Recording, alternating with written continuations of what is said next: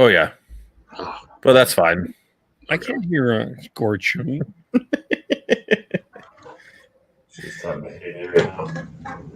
Oh, oh, Gordy.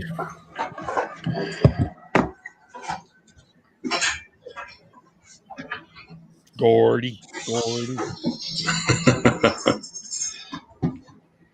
Oh, by the way, I may have I'll tell you after we may have a Montreal Canadiens person. Oh, that's good. Beautiful.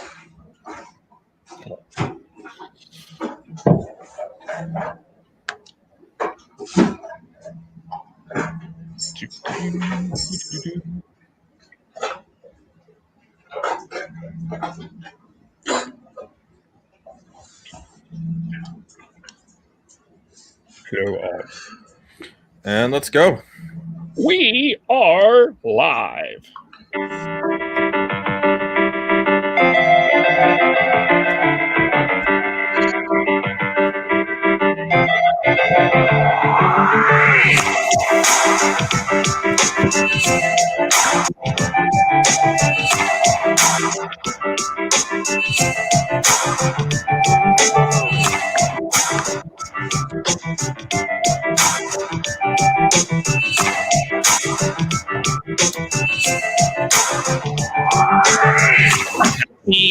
Happy Cup Day to you, the second edition of the intermission. The midweek intermission. Is this the name we're going with now? The midweek intermission of the Hockey Podcast. You can follow us on Twitter at podcast_hockey on Twitter. Of course, we're live on Facebook, so give us a like or a follow on Facebook. Thank you for those that have done that recently. Subscribe on YouTube. We are also live on YouTube as well. And subscribe wherever you get your podcasts, Apple, Google, Spotify, et cetera, et cetera, et cetera. It's called the midweek intermission because, first of all, it's the middle of the week. And hello, doggy. We need to dogs are always welcome on the podcast, by the way. And our guarantee that we're working with is we're going to be done with 30 minutes or it's free. Is that right, Sean? Is that a guarantee? Oh, don't tell Heidi that. She'll hold us to that. There we are. How are things over there? It's good. If you follow me on Twitter, you'll be seeing me tweeting about sailing. The America's Cup is on. For those who don't know that, it's kind of like a combination of like Ryder Cup for golf and World Cup for soccer. Happens every 4 years, but it's for sailing. And these boats are almost like planes now. They're sailing at like insane speeds, 80, like between 60 and 80 kilometers an hour, just on the power of wind. So I'm super excited. I got Heidi into watching the first two races of the basically the warm-up competition for America's Cup, which happens in the spring up here, but it's down in New Zealand. So in March, the whole deal starts off. Does it sound like this?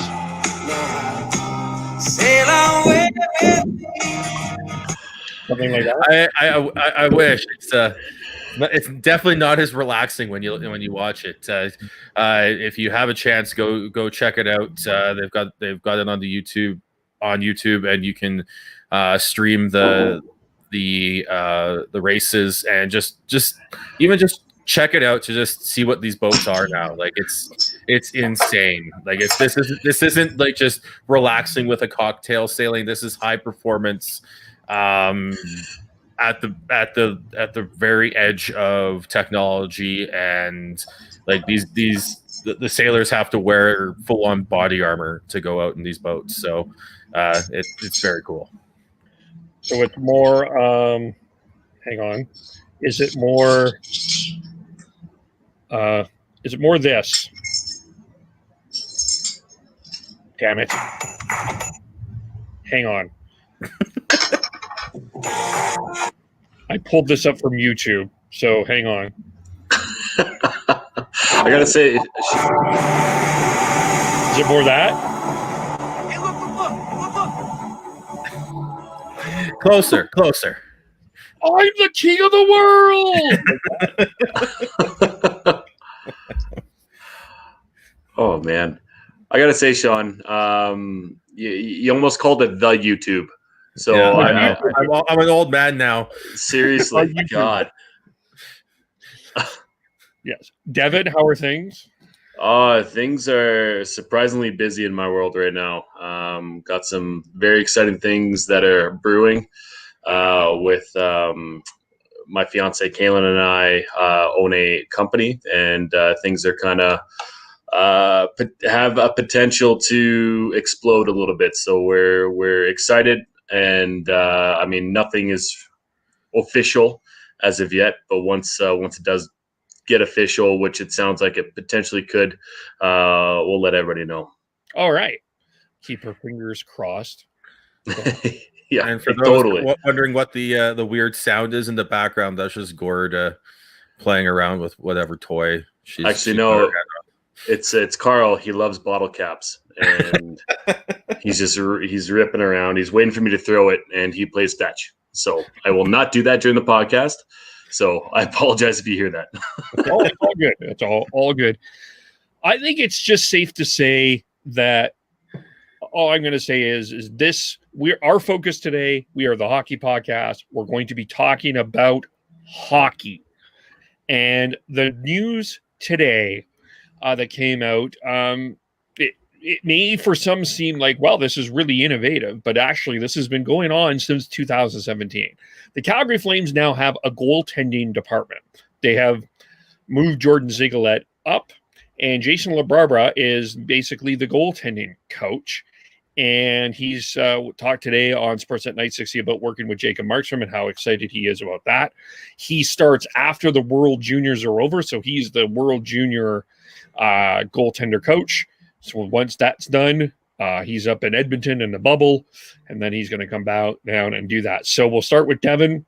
What are your thoughts on this idea of the Flames having a goaltending department?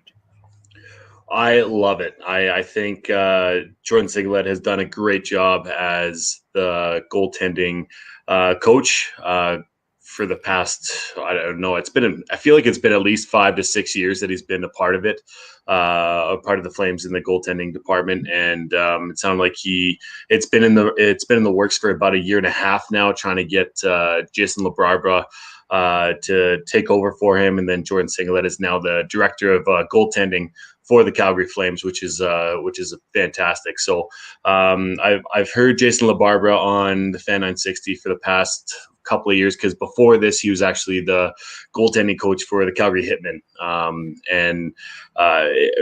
mean, if you have been following the NHL, he's been bouncing around as kind of a backup goaltender. About 5 years ago, I think he retired or so. But yeah, I'm excited to see what he'll bring to the table, and how he'll help Jacob Markstrom transition from the goaltending coach in Vancouver. His name is eluding me right now. But Ian Clark. Ian Clark, yeah, the infamous Ian Clark. I guess he's a wizard. So we'll see what Jason LaBarbera can do with David Riddick and Jacob Markstrom going forward.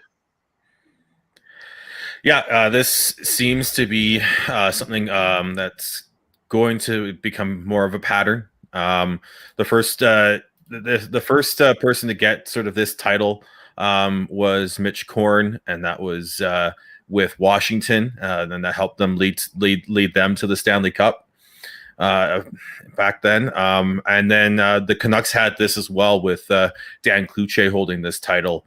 But when he left, they didn't actually replace him, but they've got someone who can basically do it all in Ian Clark.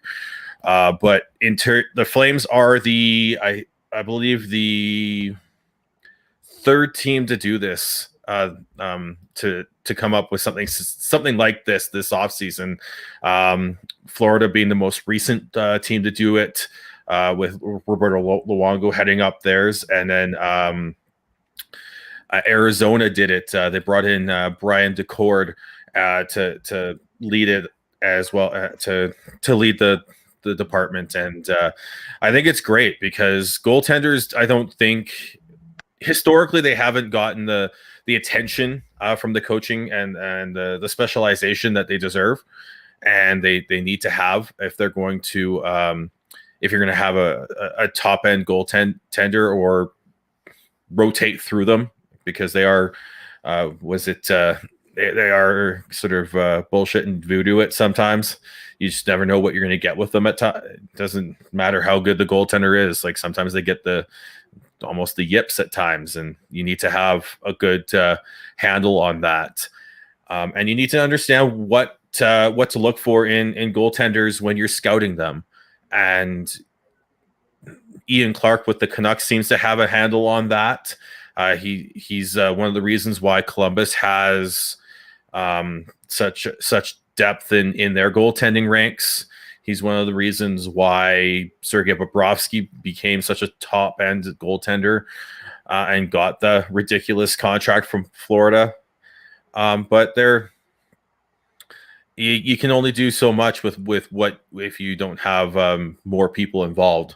So I'm very excited. Well, as a Canucks fan, I'm not very excited, but it's going to be very very fun to watch to see how these teams do going forwards, because I want to see more. I want to see these more of this, because the better the goaltending, the more success these teams can potentially have. Yeah, I think this is a really interesting idea. And I was thinking today about a little bit about how that would help Dustin Wolf, a guy like Dustin Wolf. That's a guy, who's moving up the ranks in Calgary a little bit. And also, a guy that I think the Flames fans are getting very excited about. But a guy like Jordan Sigalet doesn't have the time to reach Dustin Wolf. So a department where people know what's going on, I think, seems to work a lot better than just having one guy trying to control all of this. But yeah, I think it's a really innovative thing. I think it creates relationships. I think one of the other interesting things is LaBarbera and Dustin Wolf, although not on the same team, LaBarbera and Wolf can possibly do some communicating in some way, shape, or form.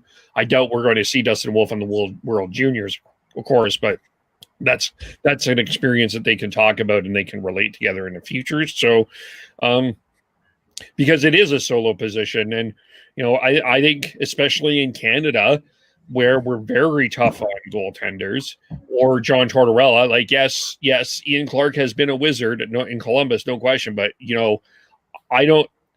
John Tortorella would be one of the toughest people to be a goaltender for. Like, if you are not on your game, Torts has been known to pull the Mike Keenan hook sometimes. So you need to have that kind of that good cop, bad cop, that good cop in the room there. So I think that's also great. I think for Markstrom too, I think it will be great because I think there is going to be a high expectation from Flames fans about what Jacob Markstrom is going to be doing over the year here. And if he doesn't get off to a great start, no matter where this season starts or when the season starts, he's going to need that comfort. So I think that this is great. I think this is really innovative, and I think it makes it easy for everybody involved. So I think overall this relationship, it's great.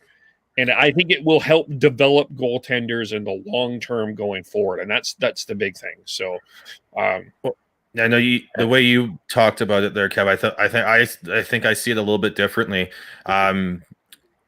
LaBarbera is going to focus in on Rittich and Markstrom. That's his goal. That's his focus. The way I look at it, and Sigalet is going to be about scouting as well as working with their non-NHL, AHL goaltenders. Right, but I mean, at least everything goes through Jordan Sigalet, right? So yeah. There's a concept that they want to develop with the Flames goaltenders that they all have to go together. Even the cat agrees with me. Like, he's like, yes, Cameron, that's right. But trying to develop some sort of chemistry of, like you do with forwards and defensemen. I think this is a really neat way to do that. Anyway, Devin, what were you going to say? Just piggybacking on what you're saying, Kev, just that I think that it'll transition things a lot easier. It gives LaBarbera full reins for the NHL goaltenders, and potentially even down to John Gillies, Tyler Parsons as well. So I think there's a nice little buffer there for Jordan Siglet to actually focus on, like Sean was saying, the scouting and making sure that the Calgary Flames as an organization can succeed, because they haven't been. They took Mason McDonald a pick before, or 2 picks before, Thatcher Demko, and I feel like if they had a little bit more exposure to other potential goalies that they could have picked there, that could have been a different story. And just as one example there, but it doesn't spread so thin as far as goaltending as a whole for the Calgary Flames, which is so as a Flames fan, I'm super excited to see how this is going to turn out in the next let's say 3 to 5 years, because let's be honest, as far as like Jordan Singlet, he won't show his worth until that time, as far as being the director.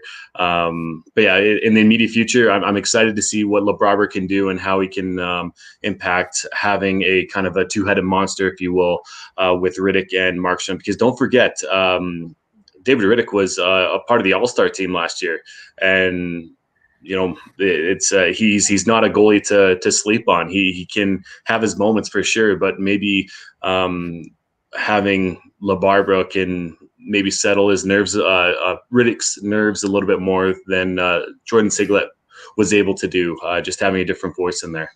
Yeah. I also wonder if the days of, I mean, I wish we had Kevin Woodley on. Maybe a shout out to Kevin Woodley, but it's where he's been getting so many shout outs today. But the days of the weirdo goaltender, I wonder if it's over. I wonder if we're starting to see, like, the goaltenders are weird. Yeah, I was about to say goaltenders are weird. It doesn't matter how they chose it. They chose to put on pads and get like rubber shot at them. Like it takes a different person to be good with that. Like they're gonna be quirky no matter how we coach them and streamline them. Yeah, but they also are people too.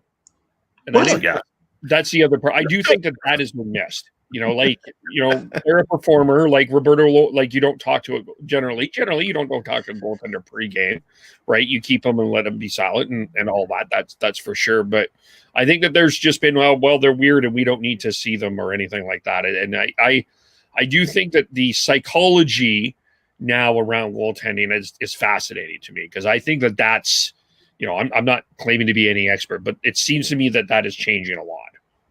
Well, it's a completely different skill set and game than from defense and forwards. It's not like it's like with defensive forwards, there's transitionable skills. You cannot trying to take a goalie out of the net or put a skater in net there's too many other there's not very many transitional skills. So yeah. I think that's for me, that's the thing, is you need to focus in on, you need to give it the attention it deserves.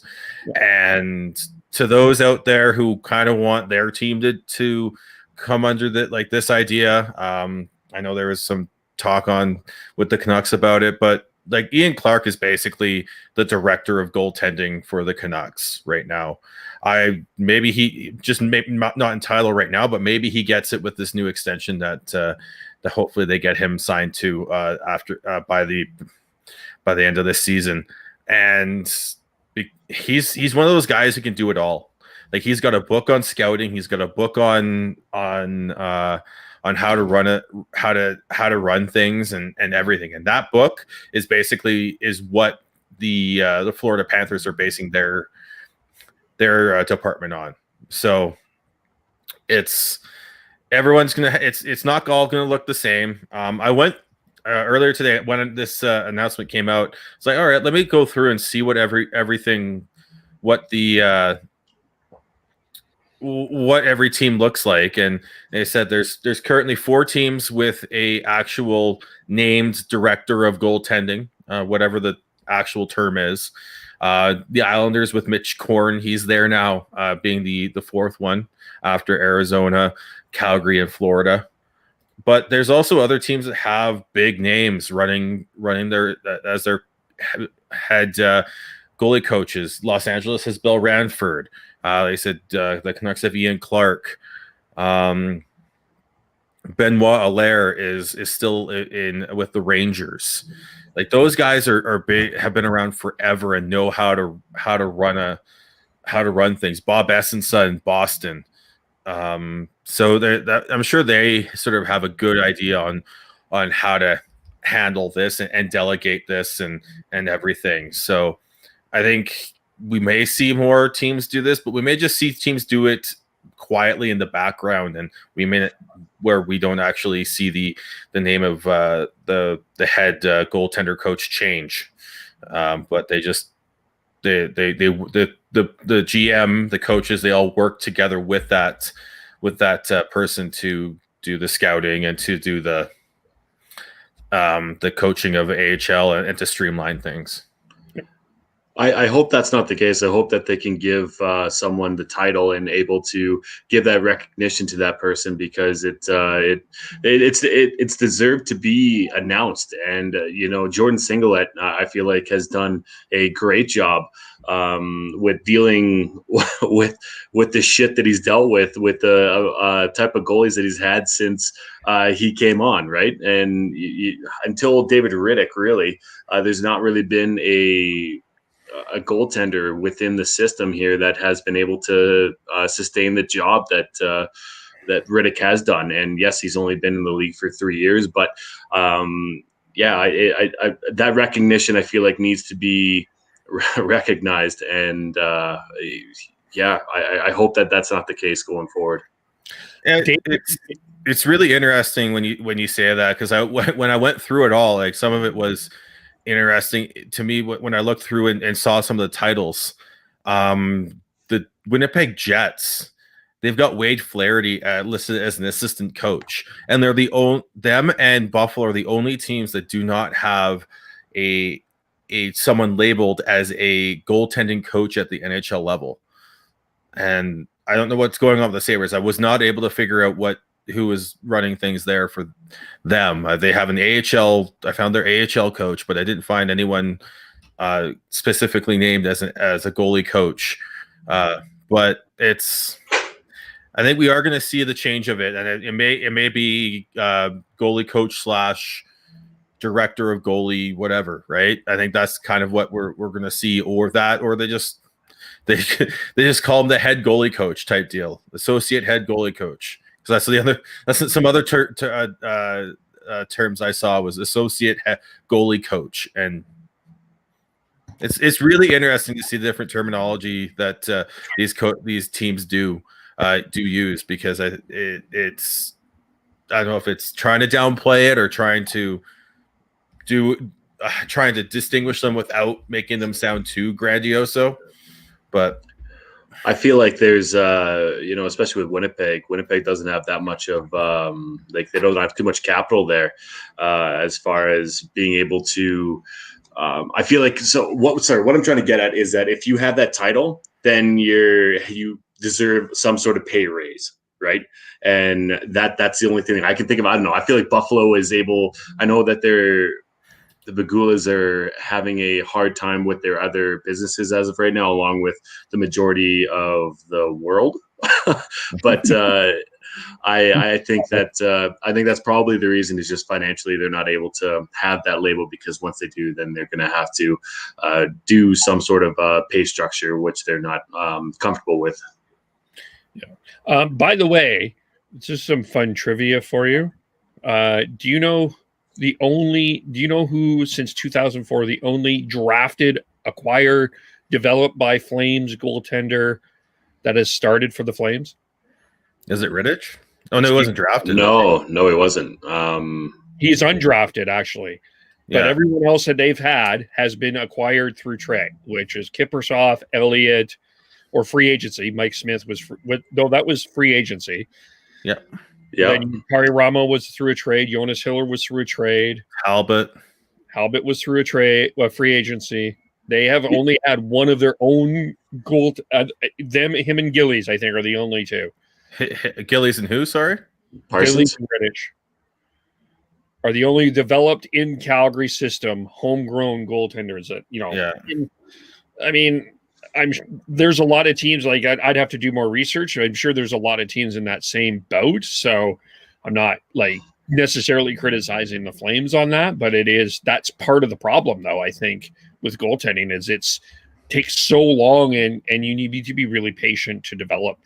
So that's totally for the Canucks. I think there would be Schneider, Demko. I think DiPietro now he started, but like the two big ones are Schneider and Demko, and after that that was the issue with the Canucks. It was all trades and everything because they had Luongo, Eddie Lack as well, but they had Luongo, Miller, Markstrom's trade. Yeah, I think goaltenders are a little more tougher to play, and sometimes you have to take those trades and take it as a win. Like the Canucks with Markstrom, they turned him into they developed him more than Florida did. Yeah.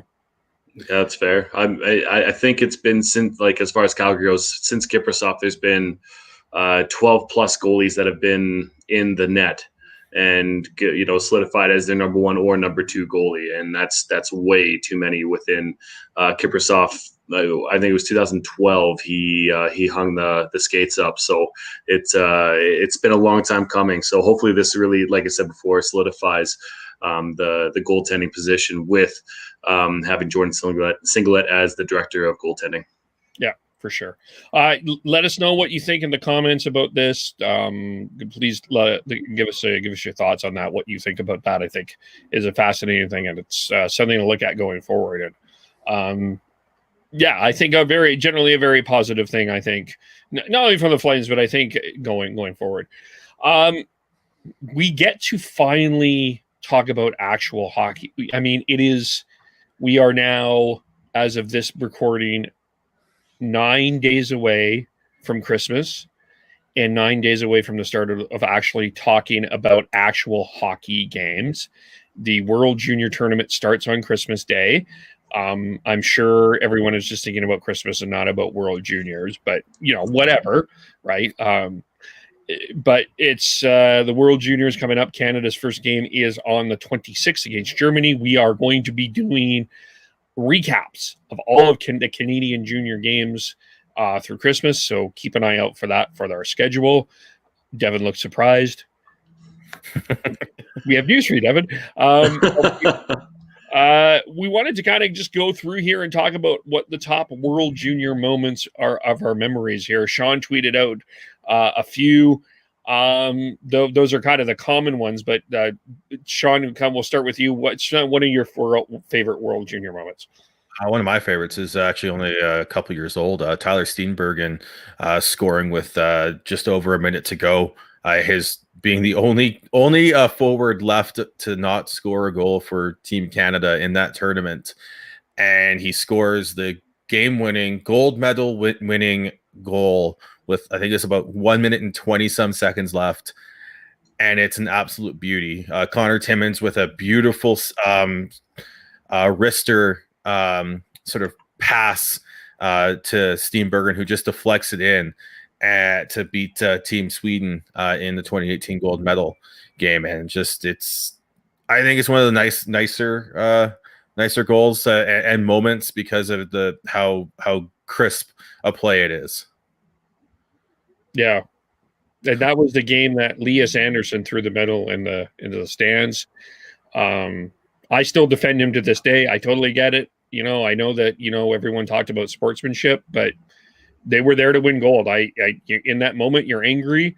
And if you're Sweden, you have dominated the round robin. Like we've talked about this, dominated round robin. I can see the frustration of that. So that was a great game too. That was a great hockey game. Devin.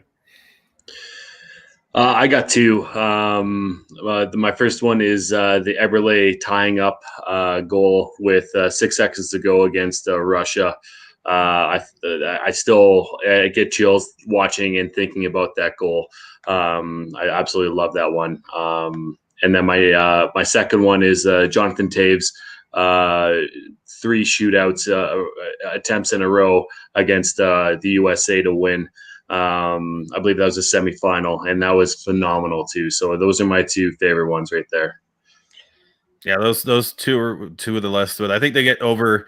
I think they get talked about a lot, and I think over time, they're still very weird. But I think over time, that Steenbergen one should be right up there with it. With Surprise!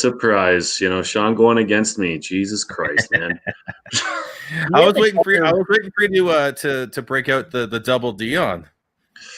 Yeah, that one it's iconic, yes, but it like as far as a game clinching goal, or I just think about goals when I think about the World Juniors and which ones were more important. But yeah, double Dion is up there. It's in my top 5.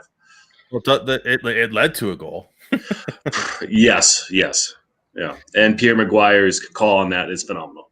Underrated part about that Pierre Maguire call was that Dion Phaneuf is an accident waiting to happen. Was a line that he had during that call. It's just like, and the more you think about it, and the more you figured out his how his NHL career went, it kind of made sense. I still get mad at Pierre Maguire for the Eberle call, because I think he ruined it with when Miller said, "Can you believe it? I can." I'm like, shut up! Incredible moment from Gord Miller, and you wrecked it with "I can." You jerk. Yep. He iced the puck. Yeah. Mine is from. I'm going to go back to 1991. I was working at a bowling alley in Calgary at the time. This underdog team that had Eric Lindros, Patrice Brisebois, and a bunch of nobodies, and a guy named John Slaney in Saskatoon shot the puck from the left point and beat that time. That Soviet Union team was not that the Russians are bad now, but it was like they're still in that big bad Russian moment here, like they were the villains of the world.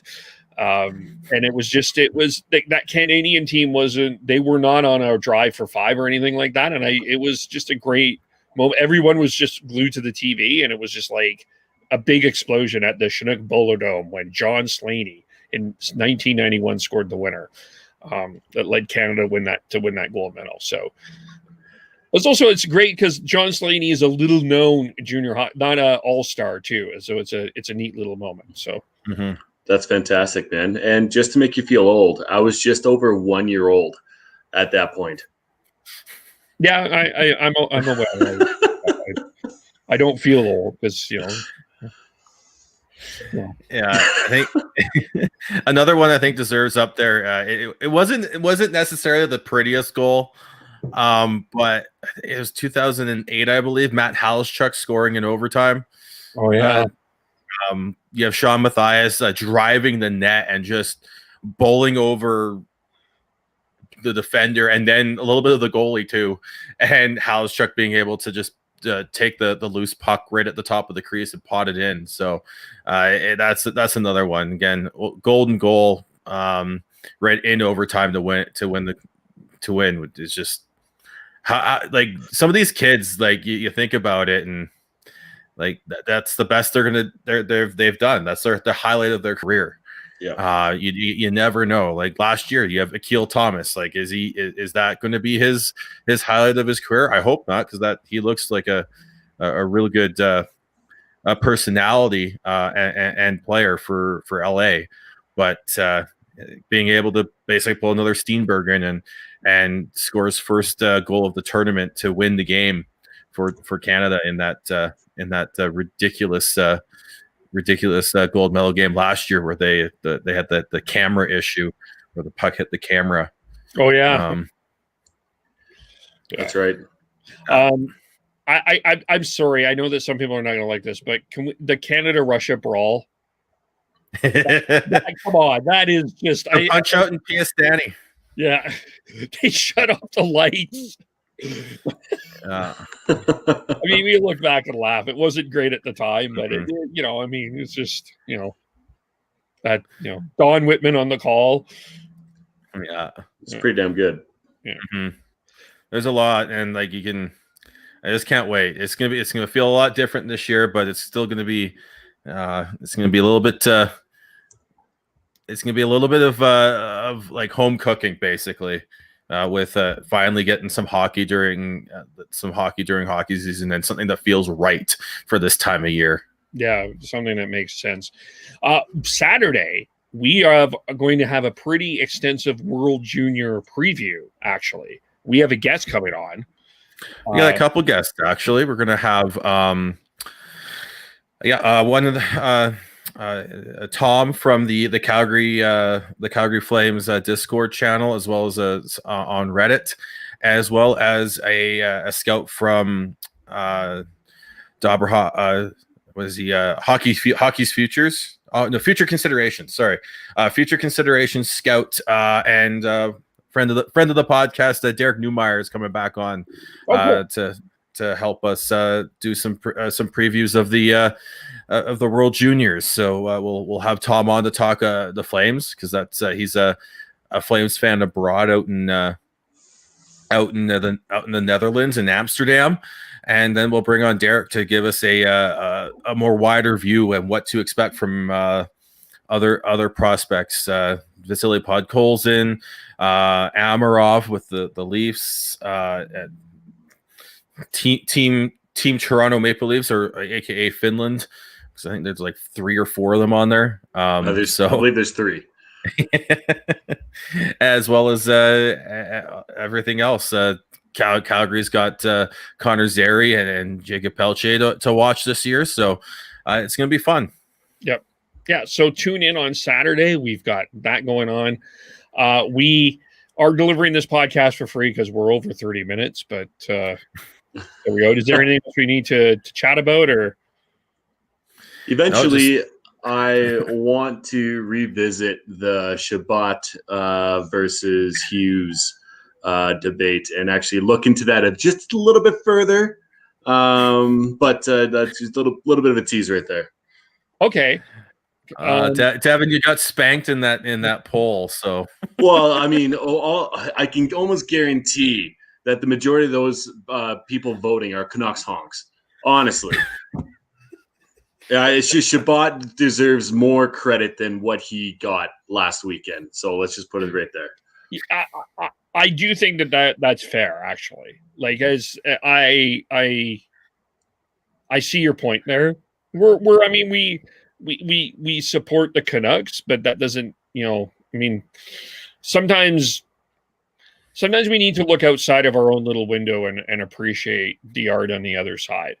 Well, and that's exactly it, because, for the longest time, you hear the bitching and complaining that Toronto media can't see outside of the Atlantic Division or the Eastern Conference, and it goes both ways. So the reason why I know Shabbat is as good as he is because A, I watch a lot of hockey, and B, I do watch the Leafs a lot, and he is a phenomenal player, and I think he deserves more credit than what people were giving him. Toronto media can't even look into their own province to figure that out. Steve Simmons. What is he doing there? He sleeps during Vancouver games. It's just, I think, or something. Steve Simmons, who thinks Shea Weber's the best defenseman on Canadian teams. Well, I am not. I'm not defending Leafs media, for the love of God. Please know that. All I'm saying is that let's take a look outside of the Canucks universe and the Flames universe and look elsewhere. It's exact same thing as Sasha Barkov down in Florida. If he was in a better market, he would get more. Totally. Yeah, he's a phenomenal player. Agree with you on that one for sure. He's I think he's only getting paid $6 million. Yeah, what? Oh my God. Yeah. We should do an all underrated team. I'm sure he would be the center of it, but absolutely. All right. How do we follow everyone? I am Bearded Connect 03 on Twitter. I am Gordhouse09 on Twitter. If you want to follow my pets, or my beard advice, or hockey talk. Follow me. I am, of course, KVOLE. Heidi is Hyde Amazeballs. Schneids, SCHNEIDZ. T-Noble, TNOBLE, or Mittens, if you wish. Sorry, Tyler, I had to do it. But anyway, thanks, everyone. And we will just remember this for a second here. And remember, everyone. Wait. Is it going to work? It's not going to work. I'll leave you with this. I'm the king of the world!